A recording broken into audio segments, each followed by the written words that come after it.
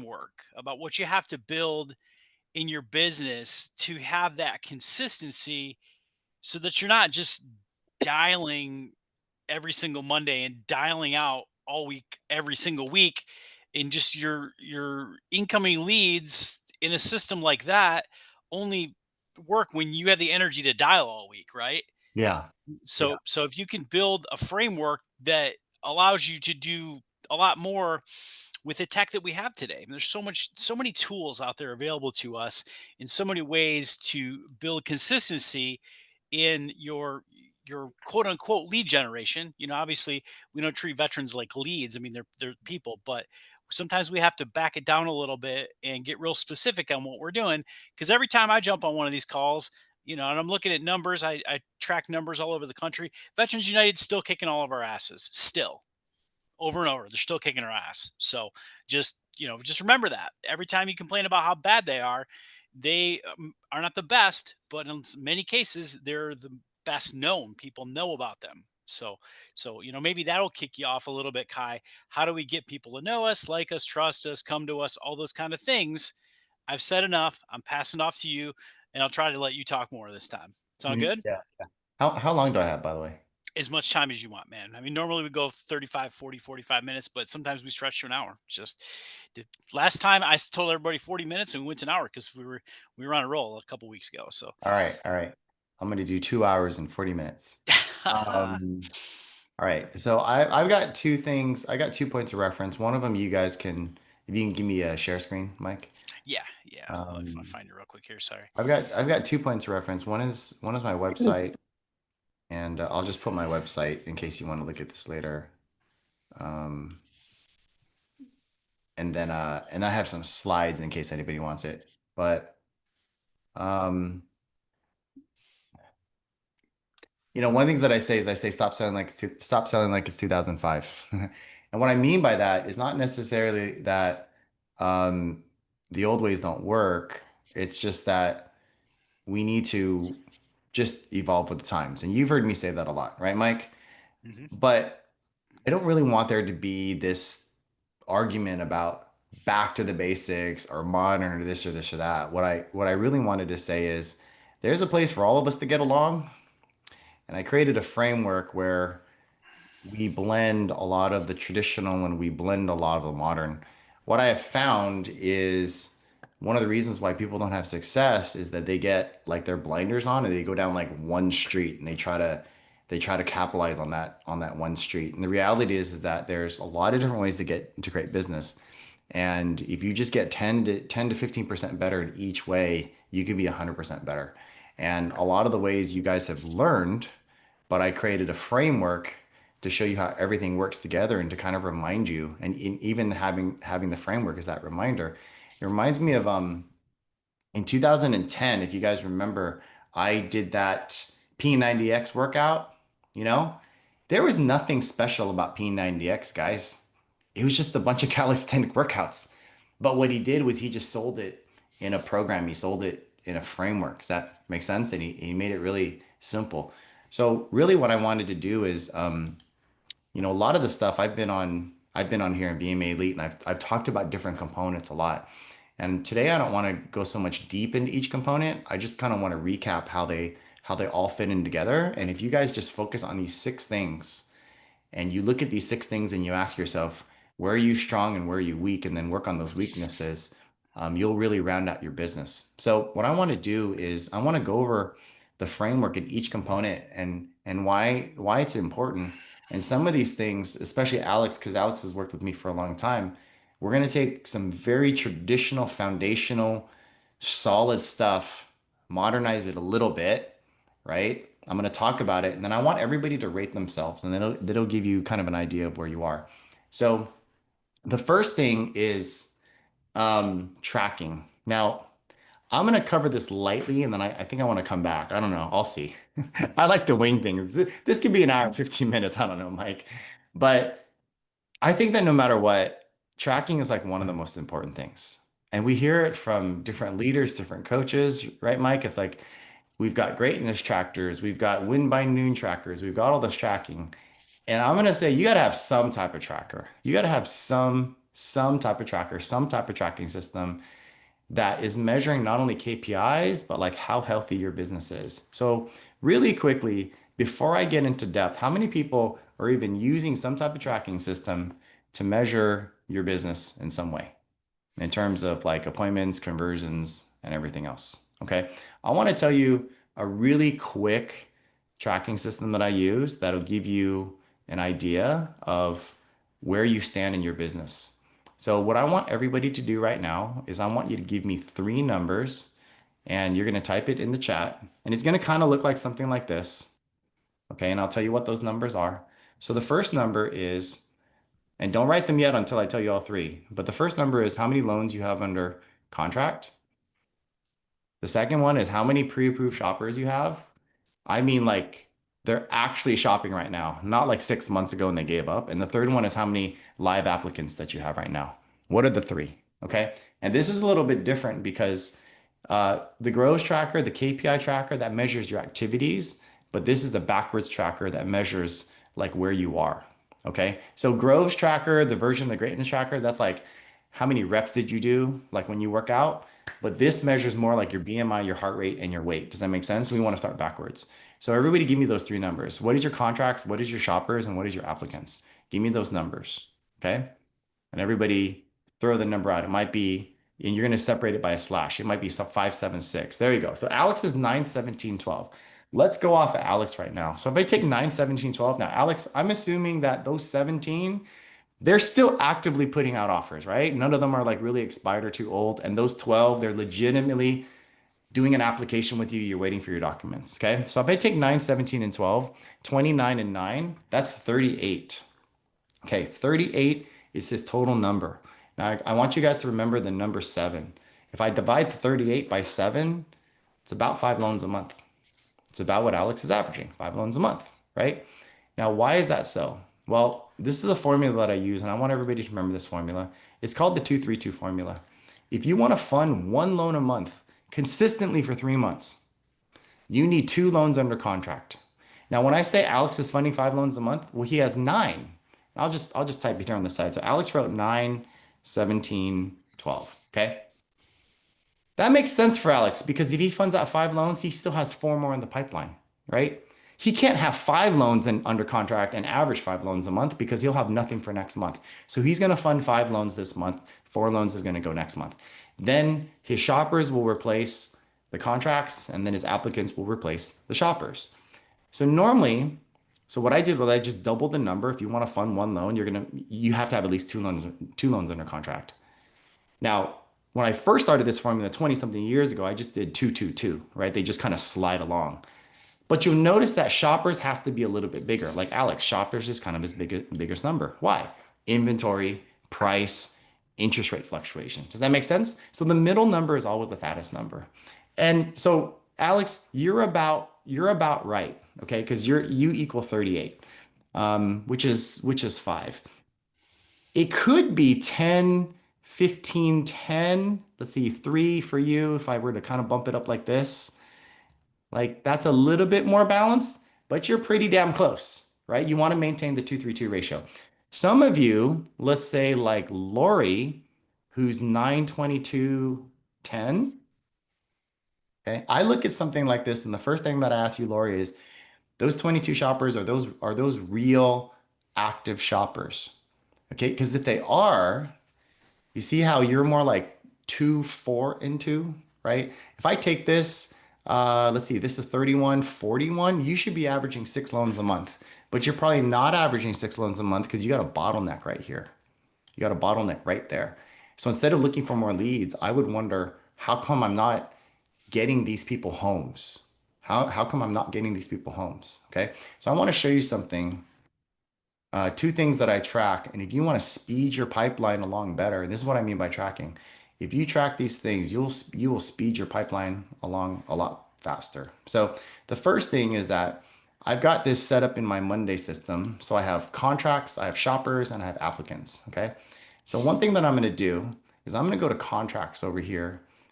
And one of the things that I track is how many offers each one of them took to get their offer accepted. I want to know my average in the market. So if I take all of these, it's a 4.1 average. right? It's a 4.1 average. Lori, I want you to pay attention to this because you have 22 people. 4.1 average. Now what I'm going to do is my shoppers that I have, I'm also tracking how many offers that they put in. Because here's what I know. If I have a 4.1 average, that means that I know when the next person is going to go under contract. Does that make sense? They just got to put out four offers. They got to put out four offers. Now, what happens if you have like an April or a Robert or who's put in more than four offers?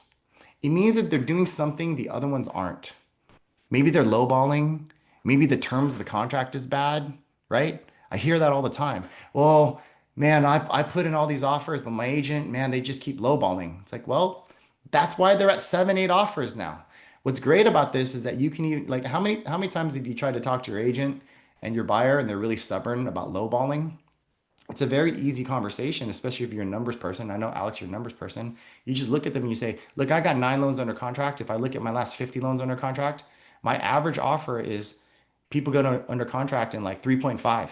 The reason why you're at six, those people at 3.5, they did all these things in common. They priced it within 10%. They had the following terms, and they didn't ask for anything crazy in terms of closing costs. You're doing the opposite of that. That's why you're at eight. So here's the thing, Mr. Realtor. How much more of your time do you want to waste driving around, showing homes, putting in offers? That kind of puts realtors in place. But when we track those numbers, we know how to control the transaction, but we also know how to predict the transaction. So I'm looking at Lori and I'm saying, Lori, if you have 22, I'm tracking how many offers were put out, and you want to do your plus and minus. I've got somebody that I'm working with. Her name is Jessie. She's 1.9. 1.9 is her average. One is the lowest, four is the highest. And then she's like, "Yep, anybody that's like over four, it's almost like they're not winning at all, right? So you want to track that. Okay. The other thing they want you to track, so how do you move fat shoppers into contracts faster? Track that number. Okay. Now, some of you, if I look at the chat, so that was for you, Lori. If I look at some of you, let's see who's fat on the front end. Anybody fat on the front end? Sometimes I see people that are like really fat on the front end, like they have like a ton of applicants. Here's something that you have to track when it comes to applicants. There's one field that you can put in your database, which is called pre-approval date. Okay. When you talk to somebody, you want to ask them this question right away. When do you see yourself shopping for homes with your realtor and putting in offers? What day? Like if today's Thursday, when do you see yourself putting that, right? So Alex, your client says Saturday. Okay. Well, then you put in Saturday's date. Saturday is May 31st. What that tells me is that I tell them, look, if you want to shop on Saturday, I need your documents by Friday because I want to be able to move these people to pre-approval to shopping by that date. That's giving you a deadline, and that's also giving them a deadline. If you're pre-approving people and you're basically saying, send me documents when you can, and there's no set deadline, you have no timing on your pipeline. Okay, so we want to move this pipeline to here by hitting these dates, and we want to move this pipeline to here by hitting your average number of offers. Does that make sense? That's going to move your pipeline a lot faster. Also, Alex, if you're averaging 5 loans a month, I'm going to use you as an example, and you want to get to, so Alex, you were, I think, 19, 17, and 12. I think that was it, right? 19, 17, 12, roughly. Okay. So again, that's 38, right? So let's say Alex says, man, I want to get to 10 loans a month. All right. Well, 7 times 10 equals 70. Okay. So the reason why I say that is that we don't just look at how many loans we have under contract. We have to get this total pipeline. Alex needs 32 more leads into this pipeline. You have a hard number. One loan represents seven. So I ask people this question. So this question that I'm going to ask everybody in the chat. If you look historically, how long does it take you? How long does it take you to get 7 leads? How long does it normally take you to get 7 leads? You have an idea, Alex, how long it takes you to get 7 leads? You're usually pretty good with your number. If I said you're going to get your next 7 leads, how long does that take? It realistically just depends on the amount of work I feel like putting in. I can get 7 leads in a day if I really wanted to get out and hustle. But the fact of the matter is, I like to work about 20 hours a week. Yeah, And that's fair, right? it could take a week to get 7 leads based on just a hey, I'm just going along with the business. Also, my conversion ratio is at 82%. So I know the number you're using is to demonstrate an average to the people. Yeah. But 82% is my known conversion ratio from application to closed deal. There you go. So I say 7, but here's the reality. Everybody here would love to increase their business by 2 loans a month. So then I ask the question, how long is it going to take you to get 14 loans? I mean, sorry, your next 14 leads, right? And generally what I say is if I stopped right here, Mike, and I didn't teach anything more, if I just gave you one piece of advice, is just cut that number in half. Okay. So if it takes you 30 days to get 14 leads, do it in 14 days. Because if you do that, you'll get closer to bumping up your average by 2 a month. Okay. So I wanted to start here because you have to have some type of analytics on your business, guys.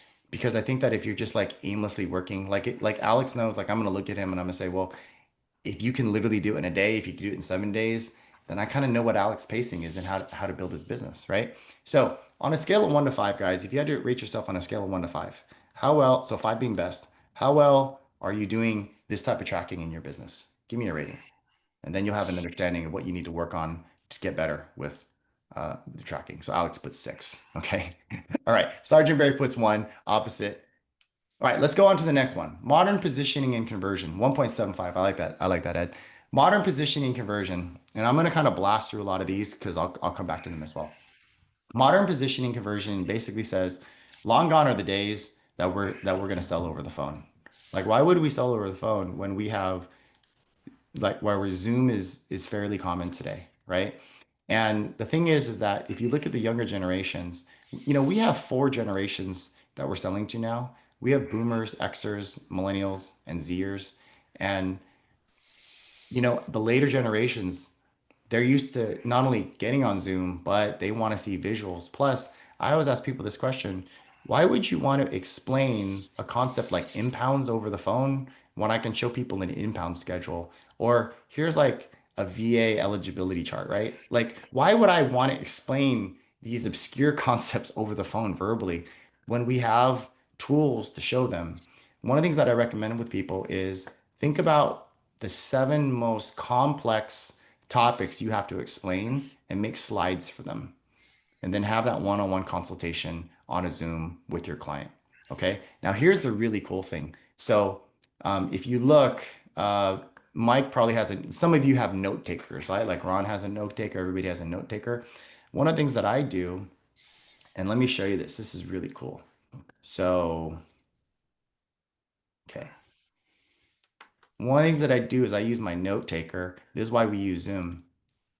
So I take my note taker, I feed the transcript into chat, and I say, this was a summary call I had with such and such client who wants to buy a home. Can you write me a summary email? And look how it writes this beautiful summary email. Like, what kind of professionalism is that, guys? When you meet with the client, you talk to them about their goals, everything. Don't worry about taking notes. You got these note takers, and you have ChatGPT create this beautiful email for you that you send out, okay, with next steps and everything else. These are all the tools that we have. It's modern conversion. Now, what is modern positioning? A few weeks ago, maybe a few months ago, Mike, I had that special session with this group about how to tweak your Instagram account. Remember that? We can find the video for that. So what does that mean? Well, here's the reality, especially you notice in the younger generation, the younger your borrower is, notice they always say, well, let me think about that. Because why? They're going to Google you. That's what they're out there Googling you. Okay. So modern positioning and conversion also means, what do you look like after the phone call? So if I were to go to Google and I were to Google Tyler Osby, who's a loan officer, if you're competing against him, he's got 1,317 Google reviews. So your online digital profile says something about you. Also, your Instagram. What does your Instagram say about you? Mike, maybe in the summary email, always send a summary email if you can send a link to that older lesson. But I show people how to tweak their Instagram so that it looks professional. So when I go to your Instagram, it looks like, hey, this person is worth working with. I can tell you right See now, if you could find Justin Chermak real quick on Instagram. yeah, VA let's find him. underscore loan underscore advisor, or search Justin Chermak. Because he took some good tips out of that one, and his profile looks pretty good. Yeah. So, and I remember, I think at the time I was uh the Great American Mortgage Banker. Yeah, yeah. Uh, Bed This must be a operating. newer one because this one is like pretty much blank. We'll find if you find it, let's I share but it. I think he started that one after your call, but he Yeah. he did. I mean, he kind of built it out. He's got 800 posts on it though, I think Yeah, I that must have found another one, but you in must other have found a words, different one. what Yeah. does your bio say? Let's go to this one. Like, what does your bio say? Do you have your highlights? Because this kind of acts like a web page. I can tell you right now, um, Kristen Campos, I think she's in VMA. She made a statement to me about a year ago. She said that she knows agents in Austin that if the lender doesn't have a solid social media presence, they won't work with them because they're out of touch with today's buyer. I mean, that's from the horse's mouth of somebody who's a member here, who's local in my market in Austin, and Kristen's like in her early 30s. Okay, so that's the generation. So when we think about social media, I think a lot of people think about social media like content and marketing and everything. You don't need a ton of content. Just what does your top nine say about you? Think about it like a website. It's like your best site. Like when I go to this, the other thing about this, and I'm going to talk about this a little bit later, is that as we start to reach out and connect with people on social, what do? We follow them, right? We follow them, we comment and everything like that. If your social isn't interesting, they're not going to follow you back. It's just got to be interesting. It's got to be compelling enough. So that's modern positioning conversion. Okay. So on a scale of 1 to 5, how would you rate yourself in terms of modern positioning conversion? Do you have a digital presentation when you do client meetings and realtor meetings? And what is your digital online profile say about you? So then you got to close that gap. Okay. Go ahead and everybody rate yourself on a scale of 1 to 5. Okay. That's where you need to go. So Ed, love the fractions, buddy. 2.2. You got 2.2 to work on. Transaction multiplier. This is old school, but I'm going to tell you how to make this new school. So in a transaction, okay, we have buyer, seller, agent, transaction coordinator, title, escrow, sometimes attorney. We have CPAs if there's a self-employed borrower. We have life insurance. I always ask about life insurance, especially because it's an asset, right? Do you have like universal life insurance that has any cash value? And an estate planning attorney if there's a will or a trust. Let me ask you this question. Do you guys try to create relationships with those people and try to get business from those people? Or are those just kind of people in the transaction and you really don't like try to go after them, right? A lot of people look at me and they say, well, how do I meet realtors? And I says, man, you've been in the business for 15 years. Do you know how many listing agents you've worked with? How many have you picked up? If you made it a goal to win 2 out of 3 listing agents that you work with, you'd have plenty of agents, right? Just that goal. Title agents are huge too, because title agents, they're like they're the forgotten ones. make Create a relationship with the title agents, and I'm going to tell you how in a second, because they know all the agents to refer you to. Okay. One simple strategy, there's a depth of strategy here, but one simple strategy is that I will send a Monday update to every single person in the transaction on Monday. It's an email update. I CC everybody. I'm talking title, escrow. People look at this and go, why am I being CC'd? But they appreciate it. They appreciate it because it's like the ugly person in the party that nobody pays attention to, right? Okay. Um, and then you network with them. Especially if you go to closing, you'll see the title person there. And a lot of times the title people will be really appreciative that you included them. And then you say, do you think your listing agent appreciated the service that we provided? Yeah. Let me ask you a question. Do you work with other listing agents that maybe right now are disenchanted with their loan officer that you can introduce me to? A lot of new referrals come from that source. Okay. Real quick way to get like CPAs, life insurance agents, and estate planning attorneys. If you're dealing with a self-employed borrower, okay, I can tell you this is a fact as a business owner. 50% of business owners like their CPAs, 50% of business owners want a new CPA because everybody's trying to get a tax advantage. You ask every self-employed borrower or regular borrower, do you like your CPA? Would you refer them? Or are you looking for a new one? And all I do is all the people that say I'm looking for a new one, I create this list. Because trust me, over time, you have a lot of people that are looking for a new CPA. You guys can even email your database right now and ask, is anybody looking for a CPA? So the people that love their CPA, I'm going to get a referral to that CPA. I'm going to call the CPA and I'm going to say, hey, we have a mutual client. His name was Mike. He raves about you, said he would refer you all day long. I just want to let you know I work with a lot of self-employed borrowers, and right now, about 7 of them are looking for a new CPA. Are you taking on any new business? Because I would love to talk to you about that.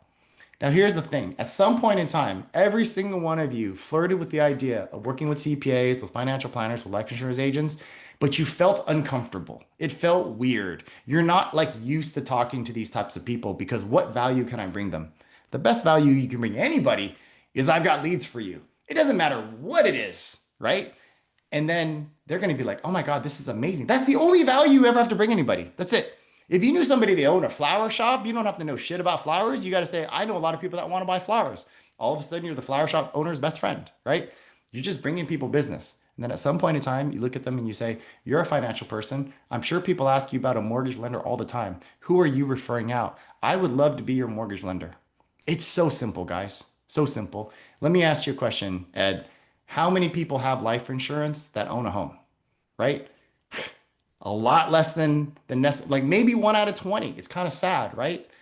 Man, I would be pimping life insurance agents. I would be telling everybody in town you need life insurance. As a matter of fact, I'd probably call your favorite life insurance agent and say, let's do a webinar for my entire database explaining how life insurance works and the importance of life insurance for a homeowner. And let's talk about the difference between uh, you're right. I think it is generous 1 in 20. Let's talk about the difference between term, whole, universal, all the rider policies, everything that you can talk about to be compliant. Because I can create a ton of interest for you. And by the way, who are you referring out? It's so easy. It's so easy, right? And so these things happen during the transaction. What about estate planning? Ed, it's even worse than that. 1 out of 1,000 have an estate plan, a will, and trust. I could do you, Mike. You guys teach people how to do webinars here with the VMA. Oh Do yeah. webinars with insurance. Do webinars with estate planning attorneys. How many people really know how to set up an estate plan and a will and a trust and everything? Set that up and get a bunch of estate planners to give you business. And every time you talk to a borrower during a transaction, say, I notice you don't have life insurance. I notice you don't have a will. I notice you don't have these things. Are you looking for a referral? This all happens during the transaction. Okay. Even the seller. Okay. Well, what do you mean the seller? Well, that seller's selling their home. What I want to do is I want to impress them with like a really, really smooth transaction and say, I know I didn't help you on this home, but I'd love to keep in touch with you for next time. I always get the seller's email address because I tell the listing agent and everybody else, I like to email everybody during the transaction. So do you mind if I communicate directly with the seller and everybody else? And then now, boom, I add the seller to my database. There's so many deep strategies here, but are you multiplying them? Okay. Now, let me pause here. What's the modern version of this? Some of you are doing VA webinars, right? So how many times have you wanted to talk to a listing agent you kind of didn't know what to say? Well, remember, immediately from this point on, stop looking at your agents like they're transaction or referral partners. Think of them like business partners right away. So, so Sergeant Barry, I'm gonna call you Sergeant Barry or Barry. You're gonna call listing agent. You're gonna say, "Hey, let me ask you a question. This has nothing to do with our transaction, but do you do a lot of VA loans? Because I got a webinar this Friday."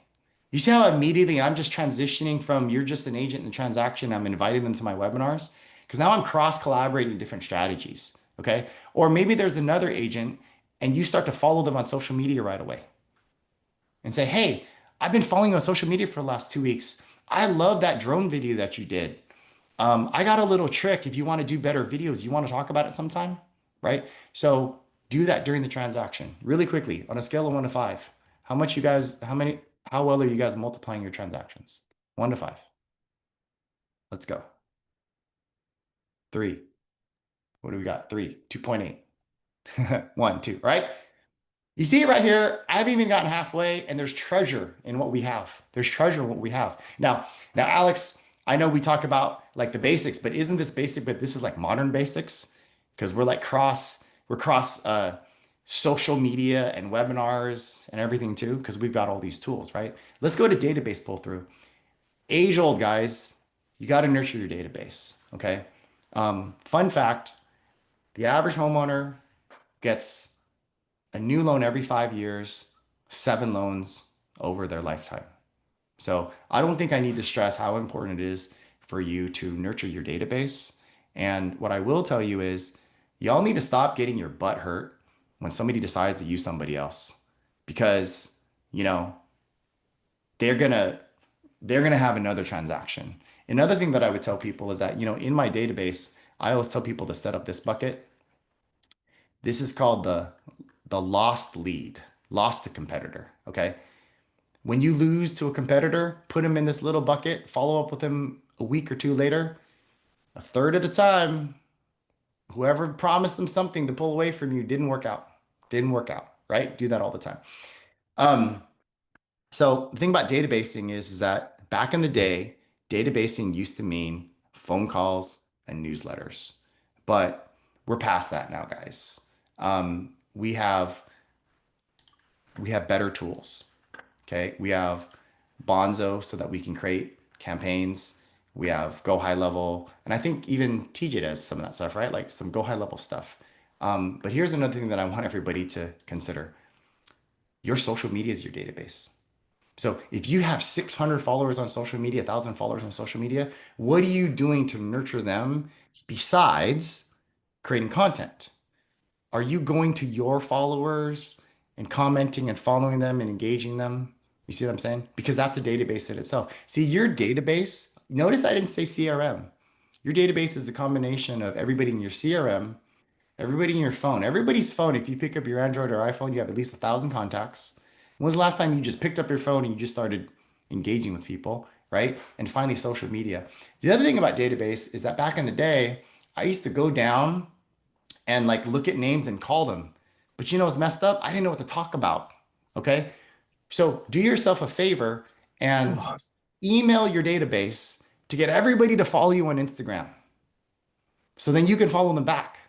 And then when you do those database calls, go to their Instagram and find out what's going on with their life. So when you make a phone call, you can say, hey, congratulations. I see your daughter just graduated from college. So you now have some reference how you're going to connect with people. So you're going to utilize those things together. Okay.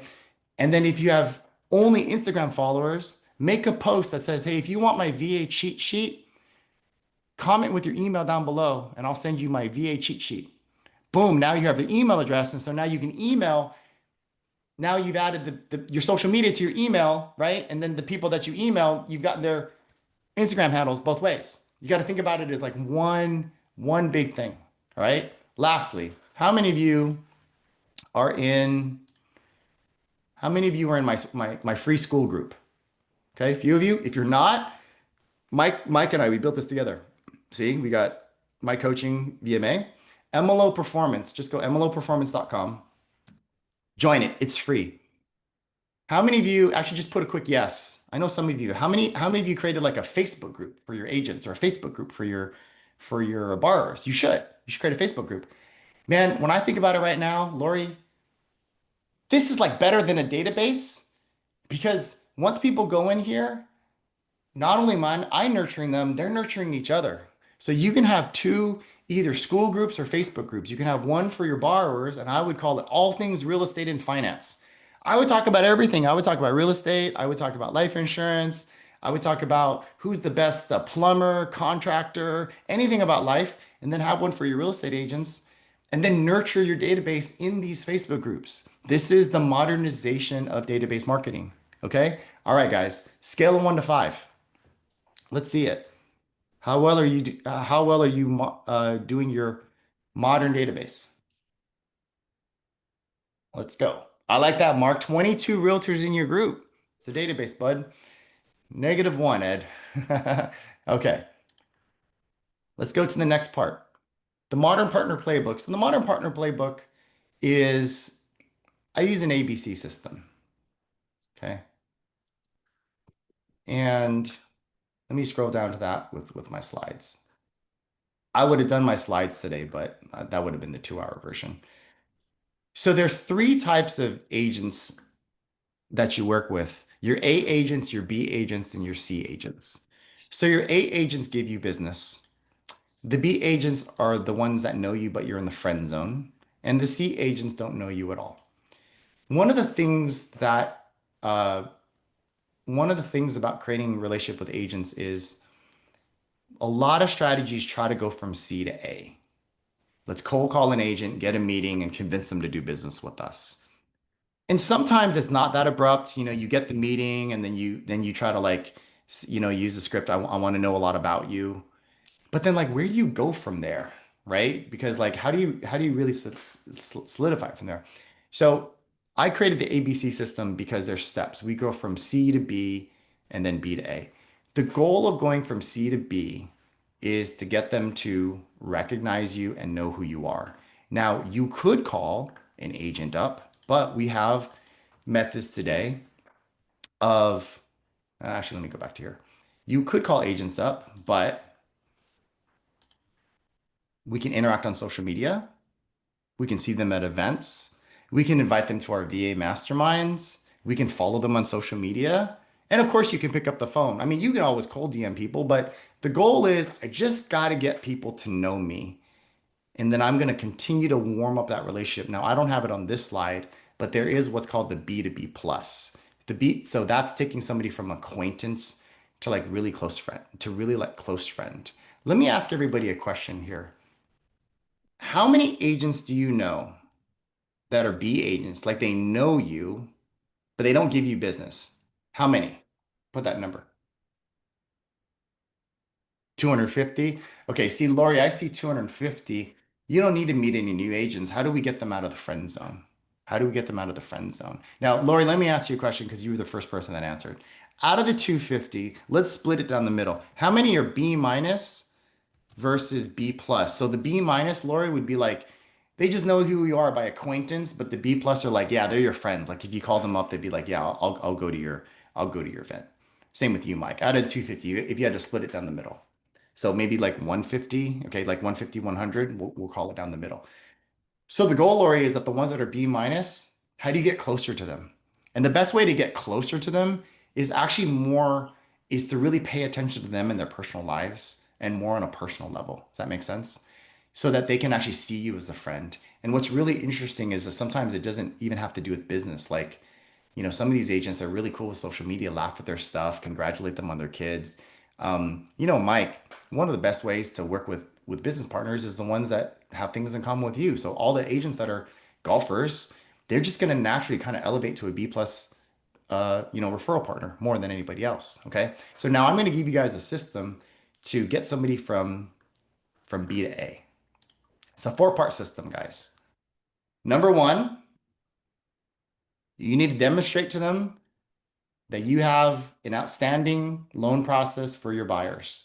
You have to show them that you are better for their buyers than anybody else. And Yeah, this, guys, if you don't know how to do that in VMA, you haven't been paying attention. Like yeah, I was this about is to say, especially like for VMA, this is really what we teach people. It's like how to be more technically sound. So that'd be more. I mean, yeah, I want to say that's already a given, right? should be a given So in so this whether community. so whether you have a presentation, and by the way, I used to do it in 2009. I had a book of like how I help borrowers and all the education. You guys should have a book of your VA expertise, which can be in a PDF, which can be in slides, which can be in a website. I had a book, but this is all VMA right there. Like you're better for their borrowers. Okay. Now, number two, how are you better for their business? How are you better for their business? I have a little cheat sheet here that I created. Let me show it to you. If you ever wonder how you can add value to a realtor's business, I just jotted them down one day. Help them with lead management, help them create a post-close campaign, do joint webinars, social media together, help them win offers, especially VA offers, help them with their listings, business support, database support. There's a lot of things that Okay, you can we do. did this call. We did this call with you with the 10 ways. It's 4 or 5 months ago, but Yeah. I think what I'm going to do is go pull the best Kai calls, and after this call, maybe email it out tomorrow. Well, you But see yeah, how we I've did already that talked call. about a lot of this stuff, but like Yep. now it's within a framework, right? So Hmm. you have to do these two things, right? Three, you have to stay top of mind. Because here's why you have to stay top of mind. Let me show you guys a startling statistic, okay? Client of mine did 187 closings last year. It took him 105 realtors to do 187 closings. 105 realtors to do 187 closings. If this was 2005, you could do 187 closings with 35 realtors. But it took 105. Why? Because 70 of them only gave him one deal. I mean, so many realtors are barely doing one deals. Now, here's why we need modern strategy, guys, and the cold calling strategy is a little bit flawed.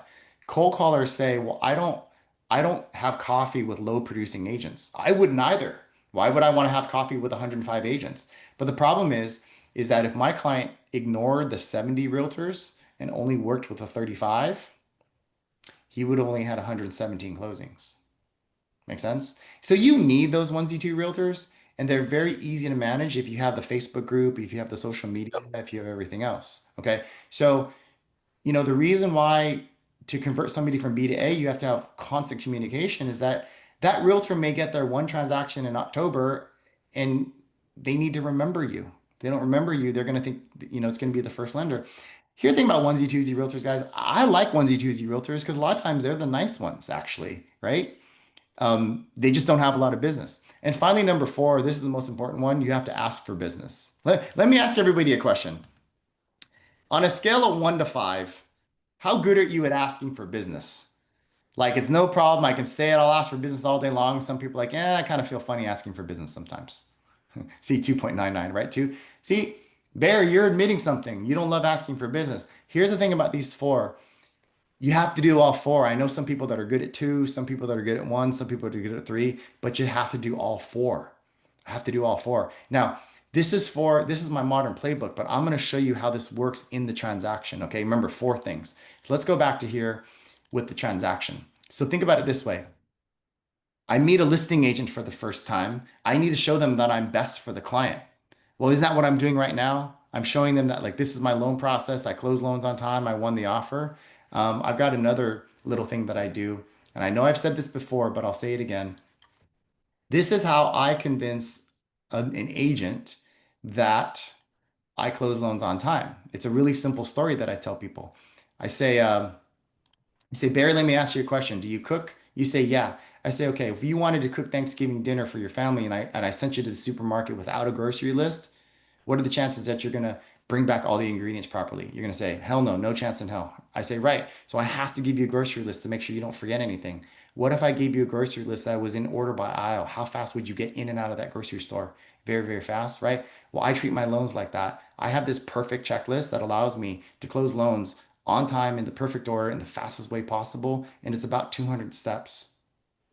And so when I start the transaction, I show this list to the listing agent and I say, rest assured, we're going to close this loan on time because I'm going to follow this process. So you don't need to babysit the loan. You don't need to call me every 2 days. I'm going to send you an email every Monday and then I'm going to call you every Tuesday. Right there, they're already feeling he's best for this buyer, but it also could be for me. I've met number one. Plus, if it's a VA transaction, they're going to see how you actually close this VA smooth on time. So they're going to think about you for another VA transaction. Does that make sense? But this is how I tell people like how I close loans on time. And then I tell people, by the way, you want to hear something shocking? Almost every loan officer that I know doesn't even have this list. They do it by memory.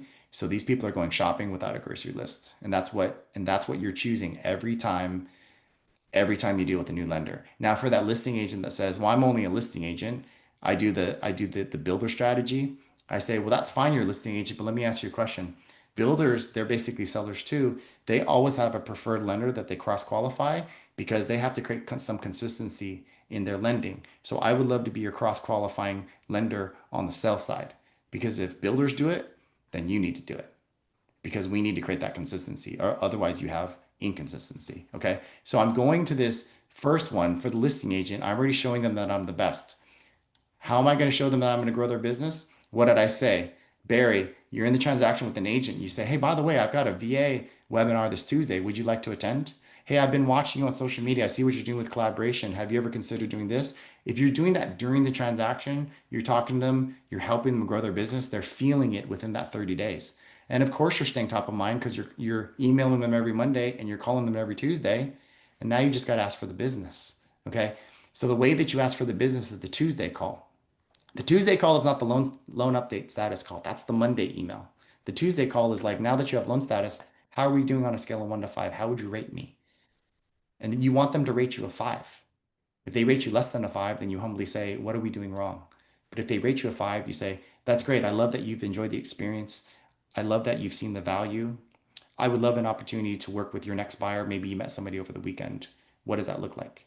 There's so many ways to ask for business. You just got to say it. You just got to say it. And I think everybody here that rated themselves a 5 and asking for business, they would all agree the word just got to come out of your mouth. Okay. So the modern partner playbook gives you the structure for that. But you see how a lot of these things just kind of work together, right? Your positioning, everything else. Because again, in a transaction, if I follow an agent, they're only going to follow me back if I'm interesting, which is why you needed this, right?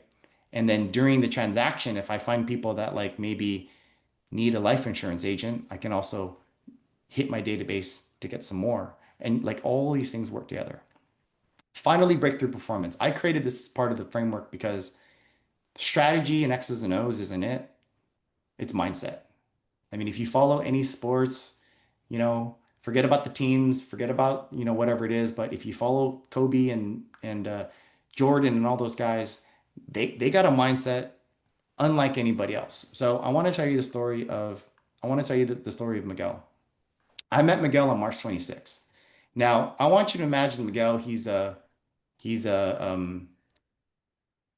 big Hispanic dude, wears a flat brim hat, looks like a Raider fan. And so he came to me and he was crying because he wasn't doing very well, kind of like a Raider fan, but he wasn't doing very well. He was only funding a loan every other month. I had to dig on the Raider fans a little bit. He was funding a loan every other month, and he was like, I don't know what to do. I'm kind of in despair. Like, you may be my last hope. A little bit of that, like, Princess Leia, Obi-Wan, you're my last hope type of thing. And so he asked me about coaching, but he was really honest with me. He says, I don't think I can afford your coaching, because I see some of your programs are $700, $1,000. And I said, can you afford $250? This is my lowest coaching program. I said, but I'm going to be honest with you. The 250 program, it's a lot of it is self-study. It's going to take something inside you. So I looked at him and I asked him, I looked at him and I said this to you. I said, there's something that can save you, but you have to make a decision. And if you make this decision, you can really turn your business around. He said, what?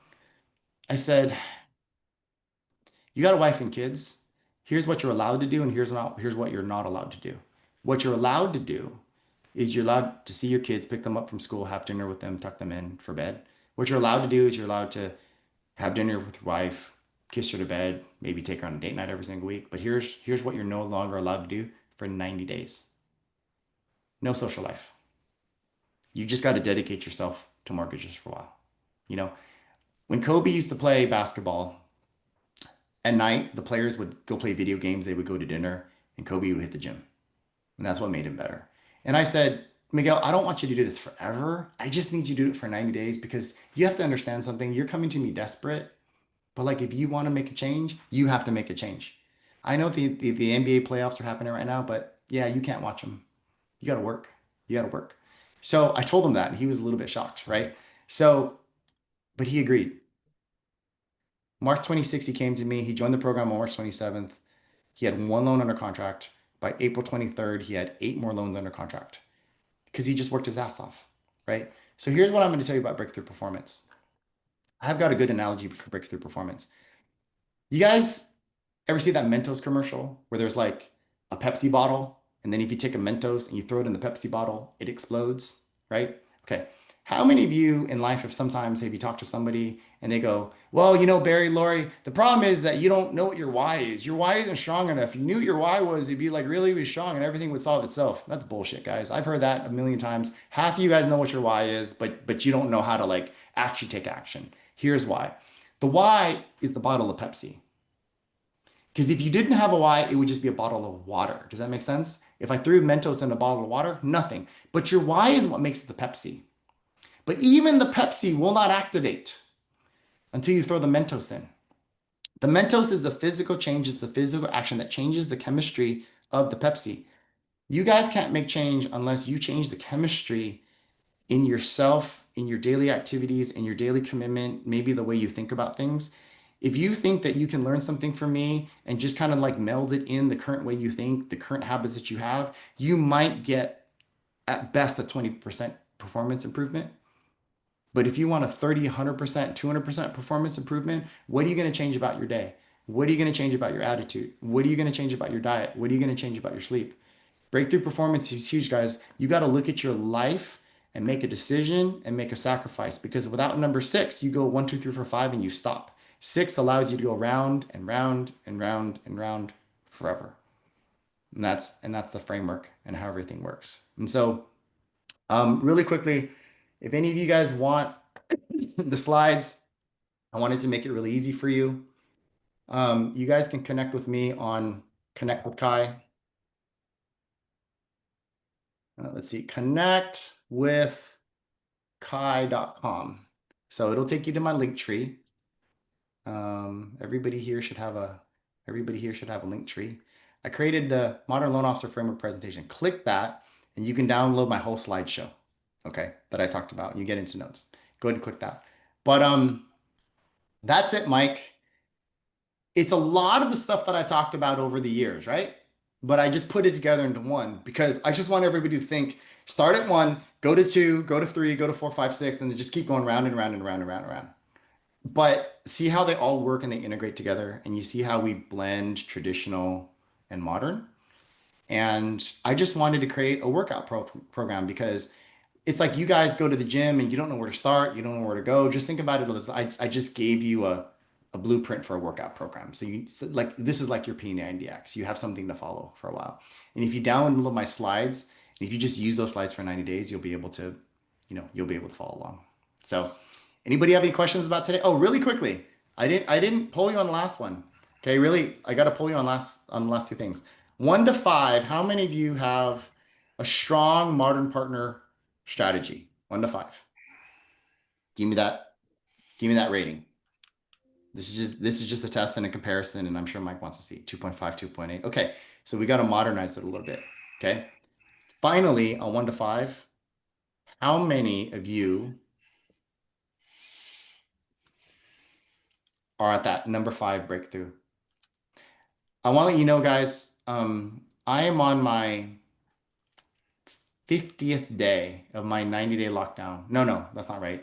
I'm on my 75th day of my 90-day lockdown. I locked myself down for March 15th. Remember the national championship when Florida played Houston and basketball? My friends called me up. You want to go to the sports bar and watch it? I said, nope. I got to hit the gym and I got to work. I've been on lockdown for 75 days, except for golf, seeing my kid graduate and all that stuff. But I've been on lockdown because I made a sacrifice. There's no time for me to watch NBA playoffs. I catch a score at the end of the game. There's no time for me to do all this stuff right now. And what I can tell you honestly is that for 75 days, I relearned how to work hard again. You ever wonder sometimes, maybe Barry, how you kind of lost the passion to learn things? You're at a you're at, you got to get the motor flowing again. What are the words I'm trying to say, right? Okay. I saw you this winter, Kai. You and I were talking this winter, and you were like, you weren't broken. You have plenty of like resources and things, but you were like, dude, I got to change something. Or you told me, like, I got to get out of this business and do something else Yeah. because my mind is not in the right place. And then you disappeared from like social media. You were not commenting on, I was a cute puppy or whatever. Everything was intentional for like No, I 90 just I days. just disappeared because Yeah. I was You working. disappeared for 90 days I trying to just like, disappeared because yeah. I was working, and I turned around a lot of the parts of my business that was going in the wrong direction, right? And that's a breakthrough. And that's why I asked how many of you need a push and breakthrough?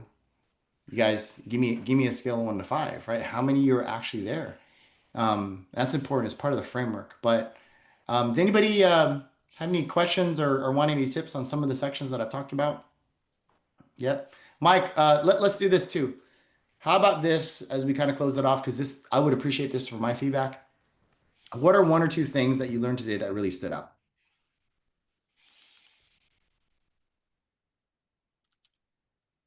What are the 1 or 2 things that stood out the most? This would help me gauge what resonated with you guys. Was it your need for personal? How young I look. I just keep wearing hats, guys. I just keep wearing hats and things that make me look young. But yeah, the Facebook group, Athena. The Facebook group, I think, is like the modern CRM. Okay. Yeah, 100 agents today. And so we have to nurture them in those different ways. 232 formula, Kelly, Linktree. Okay. All right. So if you guys download the slides, you work the slides, I hope that'll give you some framework. There was today's session, Mike. There were a couple sessions that I did in the past on how to tweak your Instagram, probably how to, do webinars and all that stuff. It all fits into what I talked about today. Okay. I'm gonna actually commit to sending a replay of this, but along with some of the sessions you did over the last year, because those sessions you could see you were building up to what you have now, which is, in my opinion, full analysis of how everyone's teaching and coaching in the industry and how a lot of high performers are operating, and you try to distill it into action steps. Like you and I talked about, I can't just go, "Hey Kai, you come in and you die all these people and you bust your ass and like you put all this energy into it and it's going to be great." You're just like, "Dude, I'm overwhelmed. This is crazy. Give me some steps. Give me the framework. I've got Yeah. these cogs to my wheel, and some of them are already working okay, but some of them are clearly broken. So I need to go focus over here. And what steps do I need to pick in that particular spoke to kind of fix it so my wheel isn't so wobbly, right? So, Yeah, just some type of blueprint. I mean, even in my coaching platform, we have the framework outlined here with actually let me give a different view because this is kind of like the developer's view. But we have the framework on the left where it'll kind of guide you to get better with your tracking. Then we have all the lessons, and then how do I get better at modern positioning? And so like each lesson, there's like an outline of what you do. Because sometimes, like even my training vault, there's like 214 lessons. It could be very overwhelming. We try to organize things as much as we can, but by having this pillar here to give some people direction, it just helps out. And really that's what I did. It's just the organization of your business. The good news is that a lot of you have some of these components. You just have to put them together and improve them. And you don't have to be so one-dimensional. So go so all in on doing realtors and doing this. It's just a little bit of both, 15% improvement in both, 20% improvement in each one, you'll get 100% improvement. awesome. I dig it. So that's my challenge, is to provide all you guys this content. And I want to get it back to you along with some of the stuff we did in the last 12 to 14 months, because you put in some really good, high quality intellectual power into VMA. And some of the folks that have taken and listened to you, like, for example, I know Bruce isn't really talking much on this call, but Bruce Berner has done a great job. Tim Pillsbury has done a great job. And again, those are two of the people who, their units are good. Their VA units are good. They're happy. I talk to both of them all the time. And they've made their businesses more modern. It's just good stuff. I saw Stephen Dominic popping in and out. I know you might not do as much one-on-one coaching with him, but a lot of the things that he has done have come from, ideas or calls that we've masterminded together with you. So it's good stuff. Yeah, Like, Stevens, and yeah, Stevens in my school yeah, group. He's been a part of some of my yep. courses before, and like I said, I'm always pushing people to modernize their business, and it's not about just making it shiny and technological. It's just you can leverage more, right, and make it more efficient. But again, today was about the framework of how it works together, more so than anything else. I love it. I love it. Good stuff. Appreciate you, man. Appreciate your time and energy and dedication to helping us all. We will be connecting with Kai more, and just keep it up, man. One thing I really like, Kai, I'm going to stop the recording, but this is just